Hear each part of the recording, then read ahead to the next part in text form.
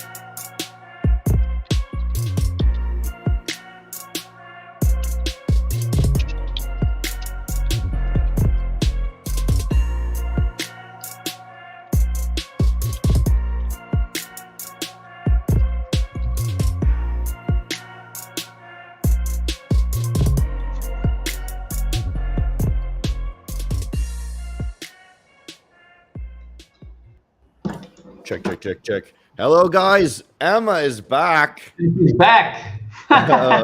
Welcome back to Emma. We have a special guest here, Joao Cadoso from Portugal. He used to work at Sea Trader, used to work at Pip Farm, does a little bit of work with Prop Firm Journal. He's been all over the scene in the prop firm space.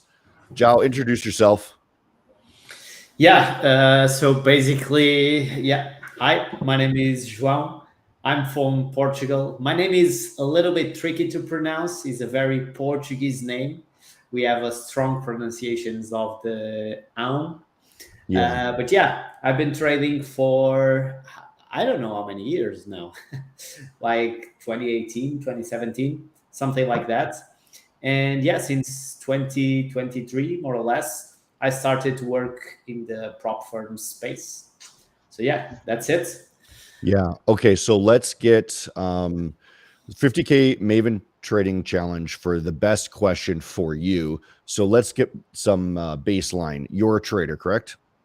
Yeah. Okay. And you also have prop firm experience, and you have broker side experience. Yes. I started with brokers. So people can ask questions basically about anything, and we'll get the ball rolling. And you recently did a event, in-person event with some traders, correct? Yeah. Tell me about that event. So it's actually the second event that we did in person. The first one was in Lisbon, where we gathered some communities and we brought them together. And yeah, the event was really good, great connecting with people. We shared a lot of value there. We brought trading performance coach to give our idea on emotion, psychology, etc. We also had some SMT traders talking about their system, their discipline, etc. It was very good. The most important part for me was actually the interaction with the people. That was the best part of it, definitely. Yeah, and recently we have one in Porto as well, which is in the north of Portugal. And this one was even better because we learned from the experience of the first one. So we had way less time for education in like in the conference room, and we had a lot more time to like drinks and interact with the guys. So we rent the space from 2 p.m. to 7 p.m. And we actually left the space at 9:30 p.m. Oh, did they get upset with you? No. Yeah, I can't imagine traders making that much of a nuisance. Drinks. Say again, James. I think you're a bit quiet. Drinks. That's why they took so long. Is it just me, or is James' microphone like kind of muffled? James is quiet. Yes, move it Quiet closer. now. Testing. Can you hear me now? Yeah, it's just a little muffly. A little better. Yeah, awesome. So do you plan to do events like that outside of Portugal and travel around, or just kind of localized? No, yeah, definitely. It depends always where the community is. So right now we have, me, obviously, I have my community in Portugal. But as I work with Pip Farm, we also have a strong community in Portugal as well with other influencers. So this is the main country, let's say, or the main language. Now we have a good amount of traders in Brazil, and we also have a good amount of traders, and we are building a community in Latin America and also Spain. So I imagine that maybe in the next year, we can potentially go to Latin America again, or even Spain or Brazil. So definitely that is the goal now. Nice. Yeah. Tell me about how you branch out into Latin America. Like, how do you connect with the traders in Latin America? Because it's kind of like it's not a super popular destination for traders in terms of the prop firm space, right? Like usually people are marketing towards North America and Europe, right? Yeah, definitely. I think the prop space has been doing there. They had quite a bit of not so good times when some of the props just cease operations, etc. So they got a lot with a step back with the prop firms. And now they are trying to trust again in new prop firms that appear and bring value, etc. But it's a market that is very hard to penetrate as a company in the trading space, especially prop firms. So how are you approaching building trust with those traders when they've been hurt before? Yeah, providing value and a lot of open communication. And just be patient. If you have a company or a product that you know that is providing value that will be good for the traders, you present the product. Then the process is just being patient, have an open communication with them, just providing all the value that you can to them. And in the end, at the end of the couple of months, 1 year, 2 years, whatever, they will trust you. And once they trust you, they will never let you go, unless you do something bad, obviously. Yeah, unless you I agree with that. I think, Hunter, obviously from me, from a trading perspective, when I find a prop firm or any company that has a good service and good customer support and delivers on they do, you're going to stay with them, right? You're not going to change. I agree with that. So you're currently working with Pit Farm, right? Yeah. Okay. Didn't we have James on from Pit Farm a couple of weeks ago? Yeah, we just had James. Yeah, I like Pit Farm. What can I say? I guess we're just gonna keep bringing people on from Pit Farm. Right? Yeah. Have you been part of any of his tour? Because he's been doing a tour around the world. No, only in Portugal. I haven't left the country to that tour. Okay. Break me down. Let's talk about your trading. Break me down how you trade and what you find like the best traders do. Because I'm sure everyone in the audience, they all want to know what's the secret sauce, right? Yeah. So what do you see the best Pit Farm traders trade like, and how do you trade, you know? Yeah. So I must say that I've been in the journey to be the best possible trader I can since I started 2018. Mm-hmm. I think everything started clicking like in 2021, and I tried all types of trading, like support and resistance, scalping with breakouts and retests, whatever. And in 2021, I started to, go into the mentorship of ICT. And suddenly things start clicking, new concepts, new ideas of liquidity, etc. ICT works for you.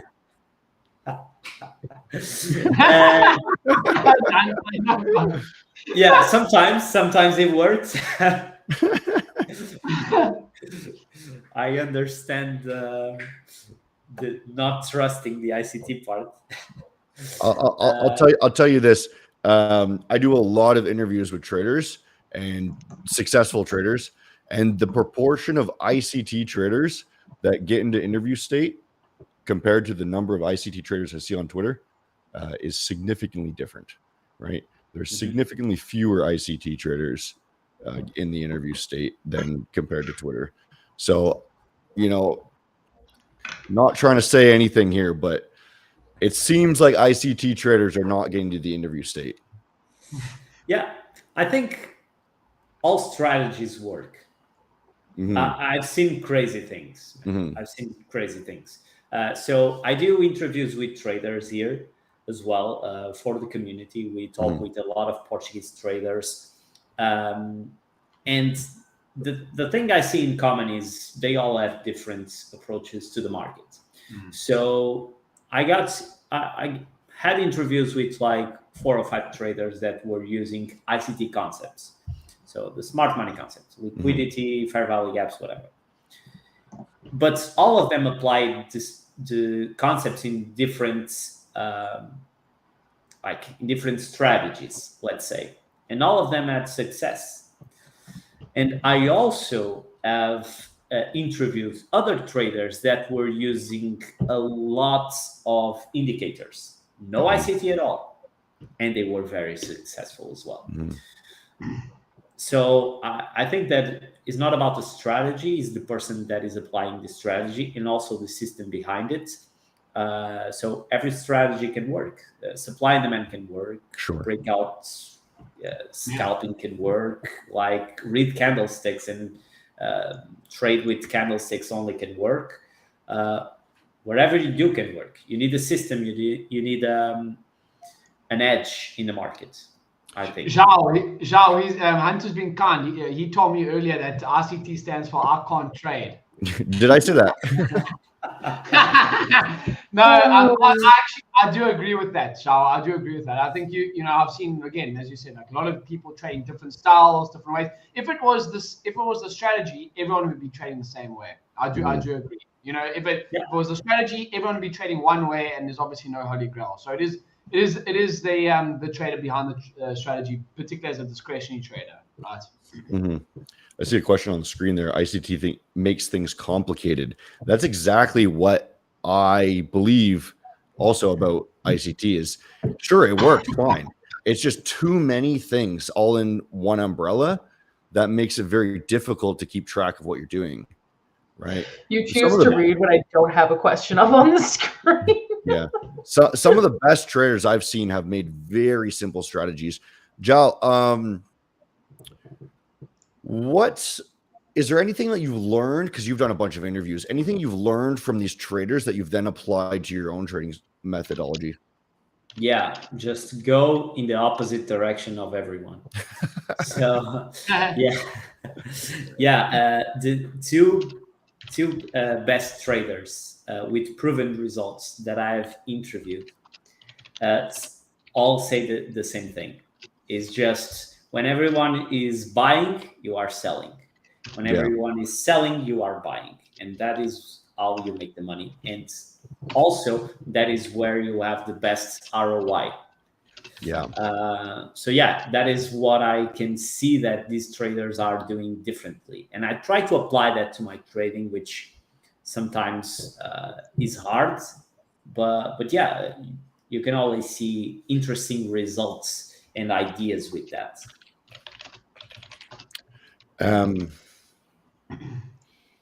And by the way, just to the phrase that was on the screen, that ICT makes things complicated, I totally agree. I don't think it's possible to trade with every single ICT concept that exists. It's just so many things. But if we refine some concepts and we choose to apply just one or two or three concepts into our trading, it can be helpful. So for instance, I use the liquidity grab or turtle soup, whatever it calls. Basically is a zone where there is a supply and demand and the price goes up and removes that liquidity or removes the stop loss, whatever they want to call it, and then starts trading in a different direction. I like that concept. And I apply it. Sure. I also like the balance of the liquidity that ICT always talks about, that could be called fair value gaps. I also like that concept. I don't apply anything else, to be honest. So break me down your trading strategy then. Yeah, so basically I operate usually on the daily. So I look at the daily candlestick, and if the daily candlestick is bullish, I'll try to go bullish as well. If there is another liquidity pool on the left side of the chart, let's say a short-term high or short-term low, I'll just go with daily trends. I only operate in New York session. Okay. So in my time is around 1:30 p.m. 1:30 p.m. I just go to the charts. I do my live trading with the guys on Discord, and I see the daily candlestick. I look in the 5-minute and 15-minute time frame, and I try to execute that with the target of a low or a high on the left side of the chart. Simple as that. What are you trading, Joao? What markets are you trading? Yeah, usually I get the best performance in gold, but right now, currently gold is just bad to trade, at least for my type of trading. So I'm trading Euro USD right now. I'm currently in a trade is like 12, 13 pips to take profit. No. Yeah. What, in the long or short? Jeez, I haven't. Yeah, long. Okay, nice. I used to trade a lot of currencies, but I kind of moved away from it. I kind of just trade Nasdaq or Nasdaq or DAX. I trade that quite a bit. I'm in South Africa, so I'm on quite a nice time zone. You're in Portugal, so obviously London sessions like at 9 a.m. our time, and then American markets open up like at 3:30 p.m. our time. So we're in quite a nice time zone, I must say. Yeah. The time zone for trading is amazing. Yeah, to be honest. Yeah. I only trade New York session. I don't trade London because, I just got a lot of losses in my history in London, so I just remove it from my trading. I prefer to. How do you balance? Like, I think for a lot of guys watching, a lot of traders get into trading because they want to trade full time, or I think a lot of us, as I say, a lot of traders that I listen to, they say, they get into trading because they want to trade full time. But I see obviously you helping, or you involved in Pip Farm. How do you balance like those two things, the trading aspect and then also like the business side of things? Why do you think it's good to have as well, and how do you balance it? Yeah, so that is a great question, because the majority of the traders are trying to look for a full-time job in trading, and I'm doing the opposite. I tried the full-time trading, didn't work for me. The stress was too much. Yeah. I couldn't handle it. Yep. Depending on my trading to survive and to pay my bills, my food, whatever, I couldn't handle it. So I decided, okay, I'll go and enter in a business in this industry because I love this industry. I want to contribute with it, and I want to know more about the industry. So I just grab a job in the industry, and since then I started to grow from there. And I think it's very important also to be a trader and to work in this industry as well, because I can understand the both sides of the coin. Let's say I can understand the trading perspective, the trader perspective, sorry, and I can understand the business side, and I can combine both visions. I see that a lot of companies don't necessarily have traders in their company, and sometimes they suffer from it because they don't understand the business. They are trying to develop, let's say, trading platforms, whatever, but they don't understand trading. They just saw an opportunity here, but they don't trade, so they don't know. Sure. So they hire guys like us to understand, okay, what are we doing good? What are we doing bad? Whatever. Would you say that props without traders on board are out of touch with what the client's needs are? Yes, I would say that. The company doesn't necessarily needs to be 100% traders, but I saw companies that decided to hire a lot of people that were not in the trading space. And once those people arrived to the company, they didn't understand the business. And they made a lot of bad decisions because they didn't understand the trading. And I saw companies that were built from guys that were in the trading space, and they were traders, and every member of the team is a trader. And if the company does one decision and we as traders see that decision and we don't like it, probably the whole market won't like it. Yeah. So there's a difference there. What do you think is worse? Just a fun question, or better, a prop that is run by traders with no business sense, or businessmen with no trading sense? The first one. The first one is worse. Traders. Yeah, traders, I believe, with no business sense. We're a good mix at Maven. I think it's kind of we've evened each other out and taught each other things. So I think that's been good. So speaking of Emma, if there's any questions that pop up, Emma, you're on question duty today, so she's going to yell out if there's any good questions. Do you want me yelling? Because I've been putting them up on the screen. I can yell as we go if you want, but I'm going to be interrupting. So. Yell them out. Let's make it fun. Yeah, a lot of people were asking, well, how you plan for the week, Joao, like with your trading and stuff. Do you plan for the week? Do you plan for the month? Do you plan for the day? What's your strategy? Yeah, currently I don't trade as much as I used to. I trade like 2-3 days per week. So Tuesdays, Wednesdays, and Thursdays, I reserve those days, New York session, like 1 to 2 hours per day to trading.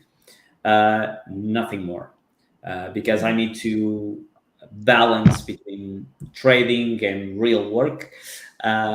So yeah, I don't do a lot of preparation. I just simply log into my OBS studio, do my live stream. As soon as I'm on YouTube, I start analyzing the charts. And like in 5 minutes, I'm in a trade or am not in a trade at all for the rest of the day. So usually is a little bit like that. You brought up another really good question that someone asked earlier. Would you rather be trading or doing business? You have to pick one and you have to stick to it. Which one are you picking? For me, I think I already gave some hints on that. Yeah. I'll prefer doing business than trading. Yeah. Way less stress, right? It does seem to be less stress for a lot of people, and it seems to really depend on where you're at in life, because I think a lot of people really enjoy trading and then transition into something else. So what about you, James? I think it's I'm still quite young, so I still got a couple more years to catch up. But I personally, I've been trading for 7 years. I traded with trading as my only source of income for 2 years, and I agree with Joao. It's very stressful. I enjoy trading. I love trading, but I mean, sometimes you're in and out of. I think my trades today, I was literally in and out of my trades within like 5 minutes. So now, what do you do the rest of the trading, like rest of the day? Like, do you just sit around and do nothing? Like, so I think you have to have a balance. I think a balance is good. I trade. If you can trade for like an hour or 2 a day max, and then you go do business the rest of the time, or you have another job that you do, or you have another business ventures, whatever else it is, even outside of trading, I think that's the ideal spot that I want to be in personally, and that I'm working towards at the moment as well. So yeah, I think this trading full time is not a good space to be in personally. That's just from my own experience. Hey, some people might be different, but that's for me. Would you go back to that where you're trading only full time, or would you prefer this? I would much prefer this. Yeah. I mean, it's, as I said, like, imagine I'm in my trades for 5 minutes. Now, what do I do the rest of the day? I don't get to.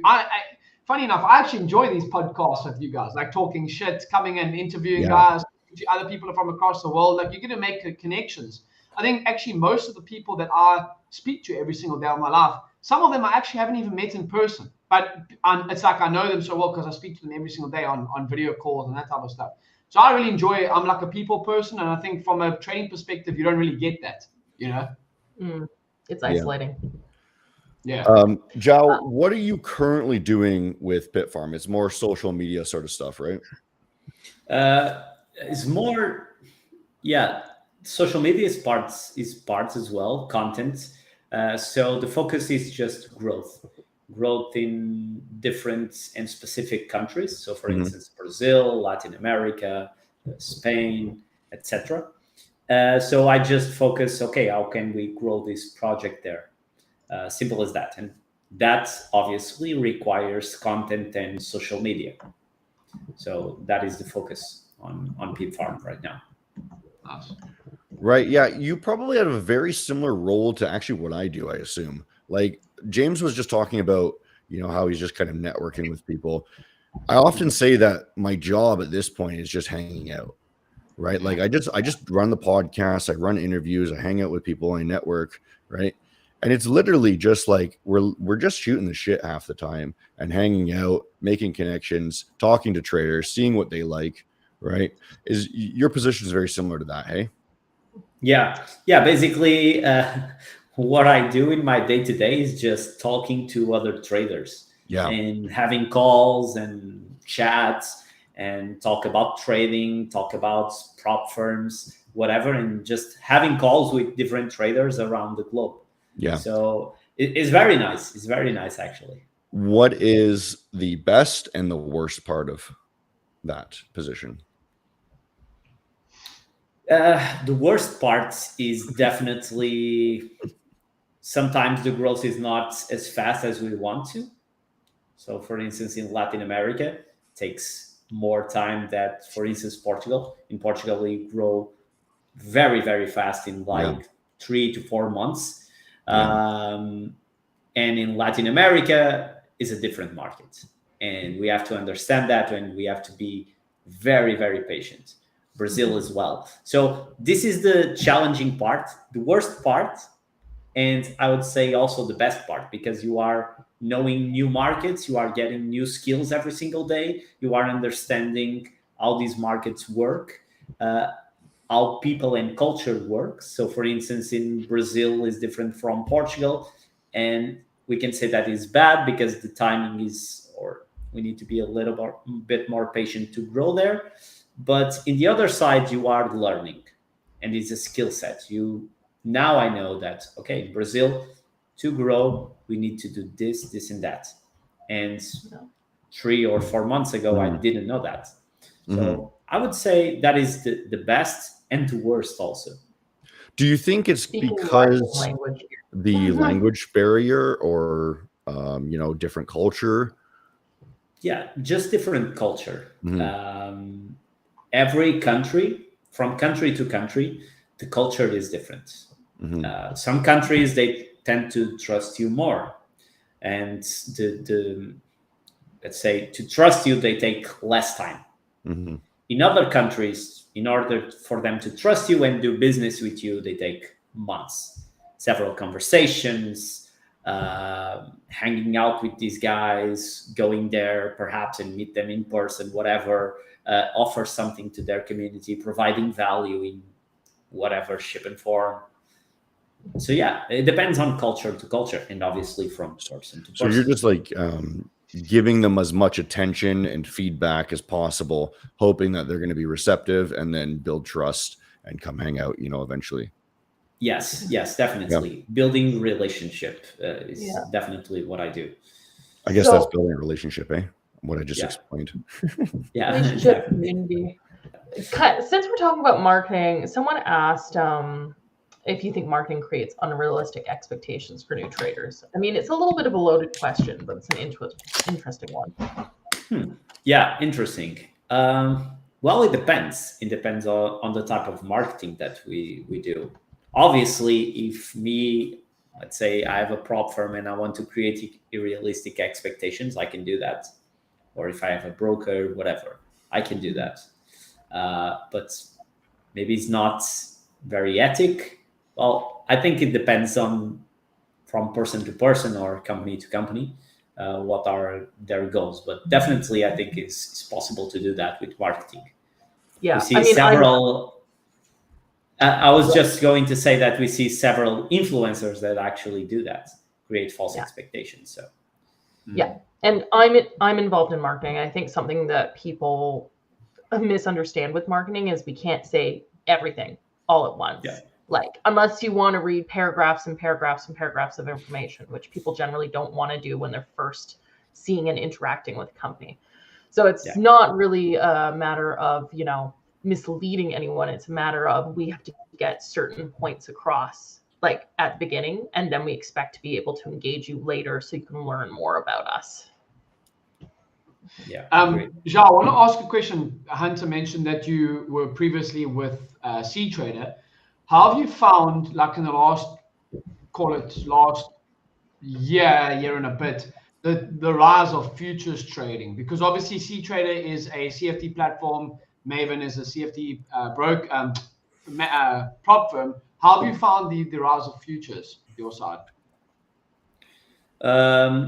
Yeah, I'm very, very interested in diving more into the futures space. I think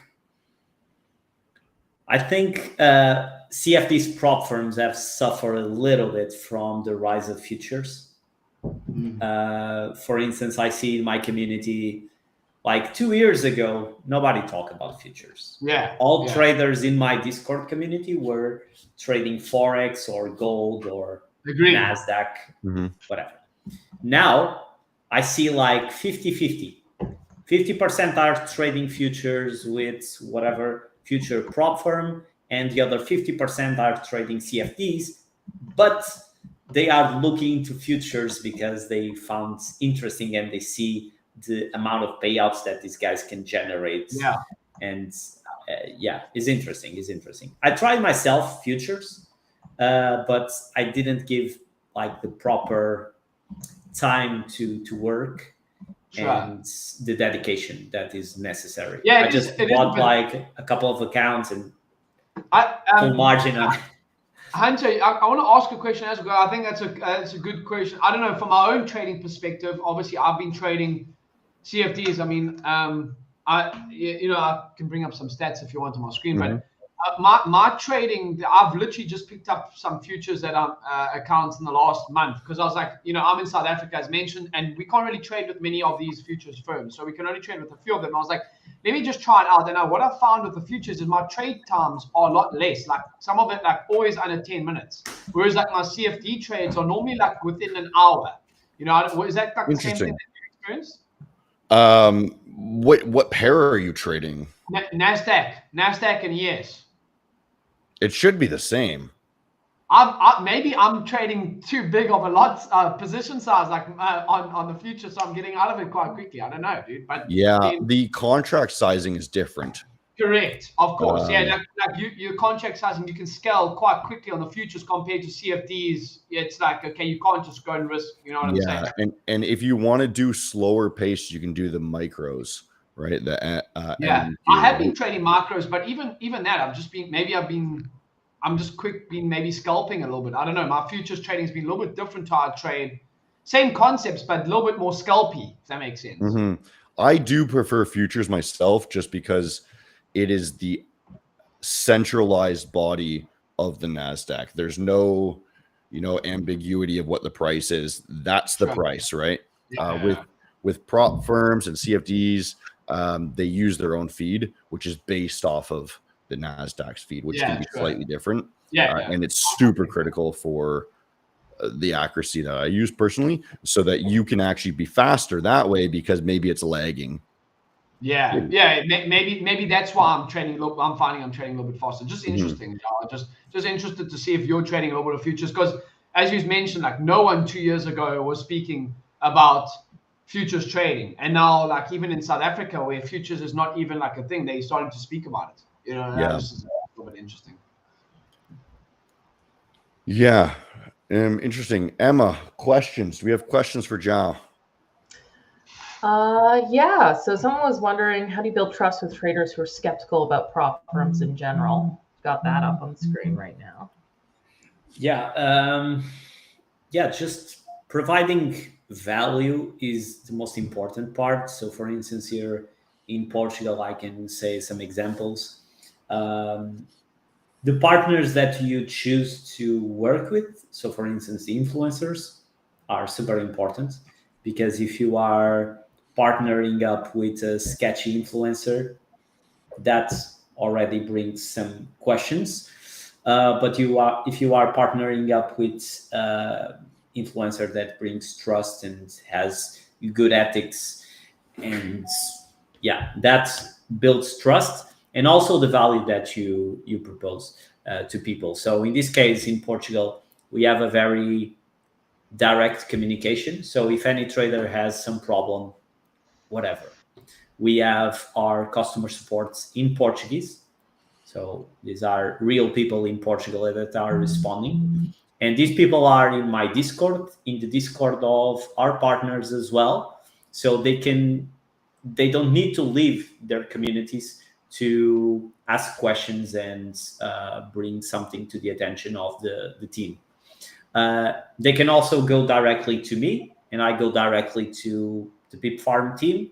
So this direct line of communication is super important, because if a trader has a problem, it doesn't need to go to the website, to the support team, and wait how many hours. It can just be super quick and with a straight answer.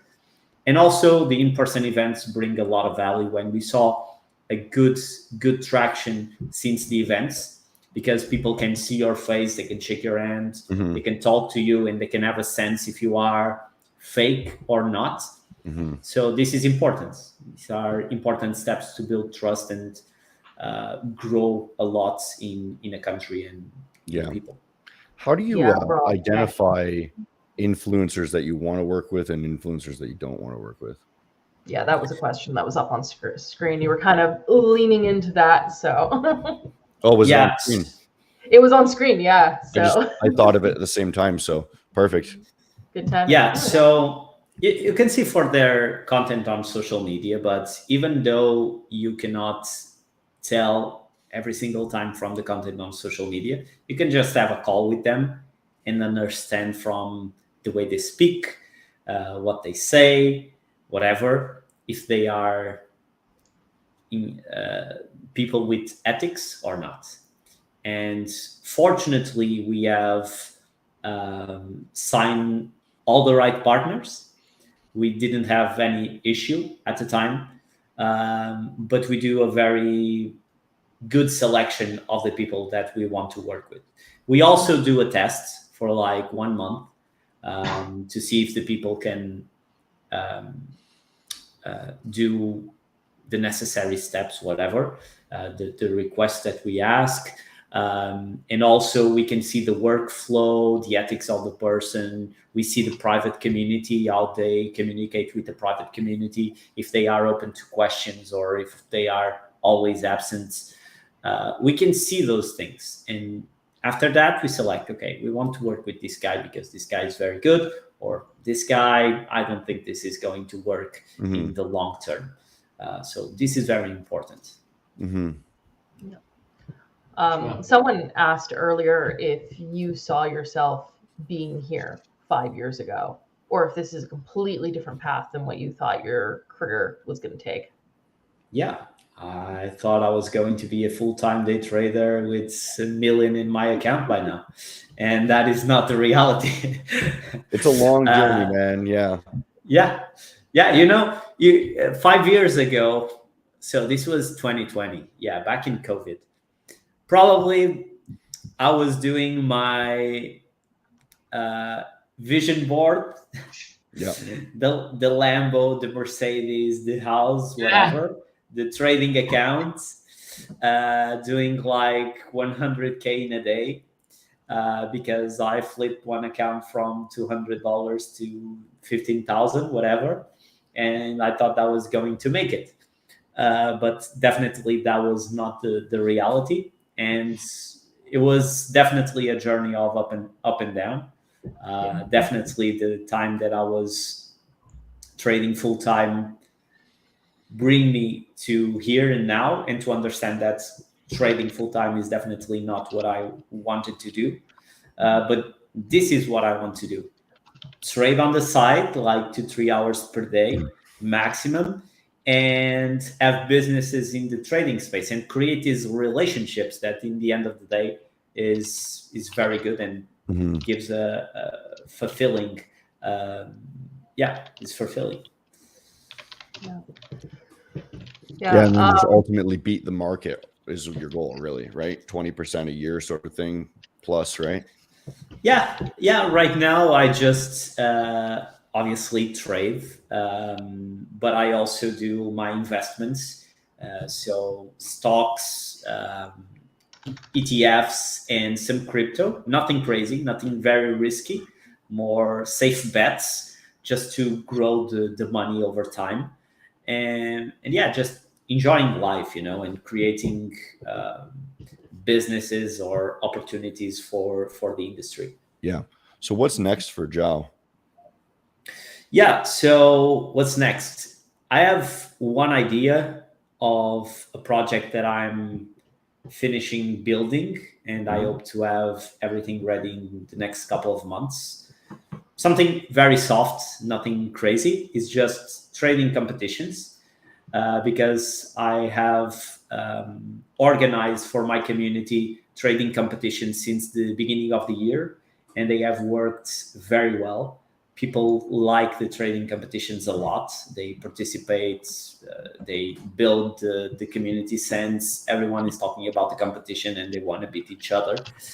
And so I created a platform for people to create their own trading competitions and also do my own trading competitions without depending on third-party platforms. So that is the goal. Let's see what will happen. Nothing crazy, but I think it's going to be fun. Yeah. Where will people be able to find these? So they can see on my Instagram. I haven't posted anything so far, but it's going to be called Pip Arena. Pip Arena. Arena. Yeah. Got it. Right on. Okay, let's get a couple more questions and then wrap it up. All right. There was a lot of questions about trading community because we were talking so heavily about it. What would you say the pros are about surrounding yourself with other traders versus the cons for you, Joao? We've kind of talked about it ourselves before, but they want to hear from you. Yeah, definitely. What I see is that traders push each other up. They always try to motivate the others. There is like help among traders, which I found very, very interesting. And I think in the communities you can grow way faster than if you are doing that on your own. It's just amazing to have someone to talk about trading, just share analysis, share ideas, see other people conquering levels that you want to reach. That will motivate you, and you can just DM these guys or ask them in the chats, hey, how did you do it? Can you help me? Whatever. And they will say, obviously, I was just like you a couple of months ago. But is motivational, is super positive. To be in communities and having communities is amazing. Yeah. All right. So just looking through some other ones. Do you feel like you went through a big mind shift during your trading at all? Like, and what was that kind of mind shift moment, if you did? Yeah, definitely. I think the reality, yeah, when you start trading, we all have these crazy dreams, like I was talking about. It was okay, in a couple of months, I'll be in that place with that number, whatever. Because at the time, like 2017, 2018, people were promoting lifestyle 100%. Everyone was promoting lifestyle, signals and lifestyle. Yeah.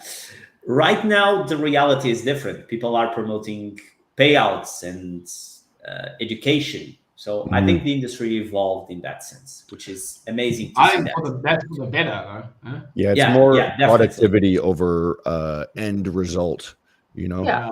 Well, it's Exactly. shifted from the look at me, I'm doing well, to you know, hey, this is what's good for the trader.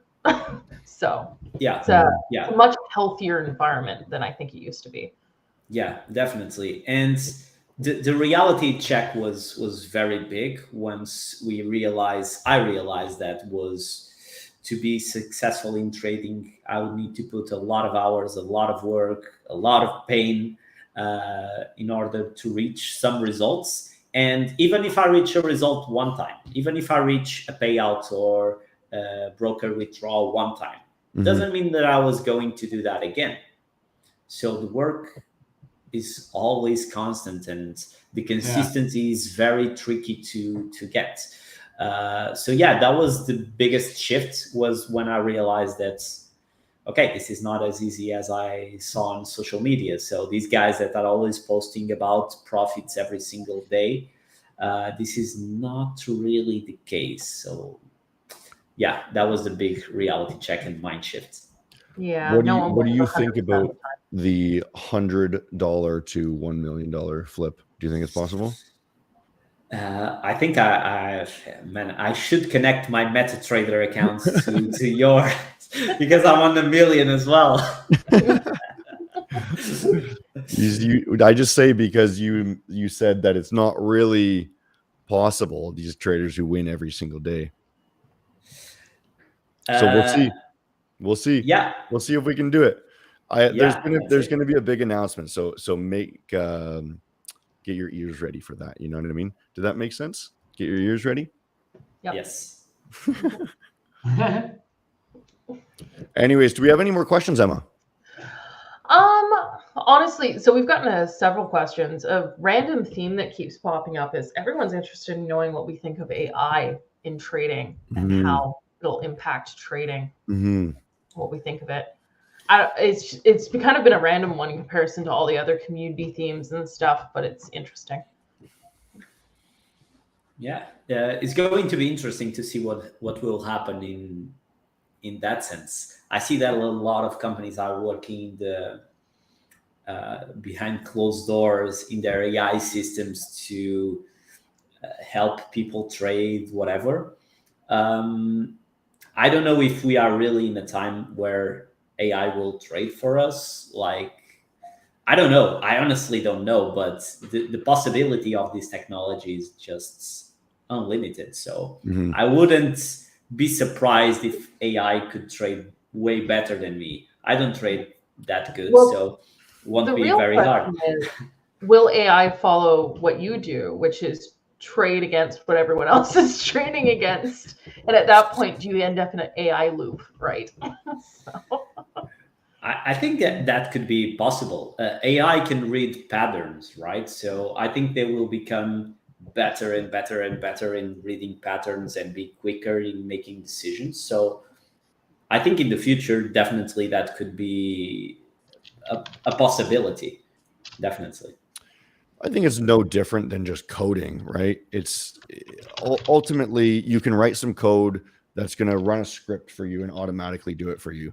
AI is pretty much the same thing, but it's an amalgamation of ideas that have already been put online, right? So, it's just a more diverse method than coding a specific strategy, maybe. Bless you, James. Thank you. Thank you. I actually turned my mic off for that, but yeah, thank you. All right, guys. I'm going to wrap it up there. Joao, thanks for jumping on here with us. How can we find you?